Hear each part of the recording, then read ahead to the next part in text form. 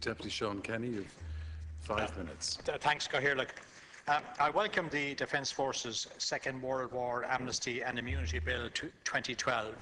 Last June, the Minister for Defence apologised to Dáil Éireann on behalf of the Government for the manner in which those members of the Defence Forces who left to fight on the Allied side during the Second World War were treated after the war by the Irish state.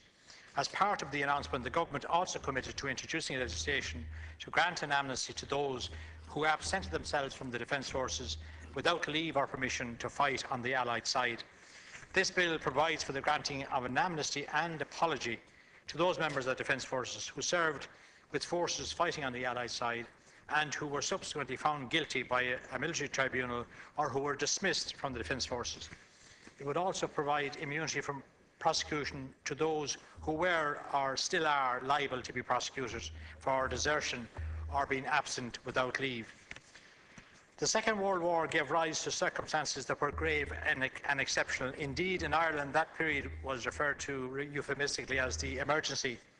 Members of the Defence Forces left their posts at the time to fight on the Allied side against fascism and played an essential role in defending freedom and democracy in Europe. Those who fought on the Allied side also contributed indirectly to protecting this state's sovereignty, independence and democratic values. We should be proud of these compatriots who took great risk and made great sacrifices in what was a horrifically brutal conflict beyond anything subsequent generations have had to experience. Constituents of mine have contacted me in relation to this issue, looking for closure in their last years or looking for closure for family members who have since passed on. I hope that this bill will put to rest the concerns of those individuals still alive who served with the Allied forces in the fight against fascism, and I hope it lifts a veil for the families of those who have since died. I recall a time in the 1950s, when a family who lived near my home had an older brother who had left the Defence Forces and went to fight for the Allies in World War II. He lived in England after the war, and whenever he came home on holidays, it was always kept very hush-hush. He and his family were afraid that he might still be arrested, as he was still technically an Irish Army deserter. I would also like to take this opportunity to pay tribute to the many other thousands of Irishmen who volunteered to join the Allies during World War II. My uncle was one of them. He joined the RAF in 1942 to fight against fascism, and I would like to pay tribute to his memory today.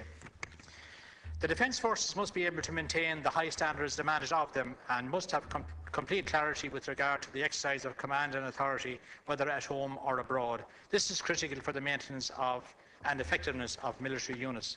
The Defence Forces must retain the power to enforce discipline through its own code of discipline within the military justice system. This disciplinary code must be efficient and effective, and above all else, it must be fair to the individual soldier.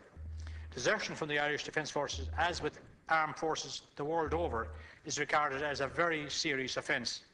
It is at the heart of the system of military discipline. When an individual takes a solemn oath at the commencement of his or her enlistment, he or she cannot leave without permission or decide not to be available for duty.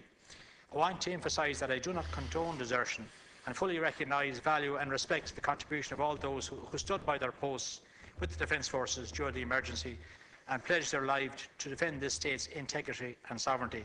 That said, I believe it is accepted by most people today that the majority of those who left the Defence Forces during the Second World War and who went on to fight against fascism did so out of a sense of idealism and with a commitment to protecting democracies from tyranny and totalitarianism. That is the reason for this bill. These men did not desert and go home. 1 minute. They absented themselves in order to go into harm's way and fight fascism. We should be proud of them and we should remember them. Thank you.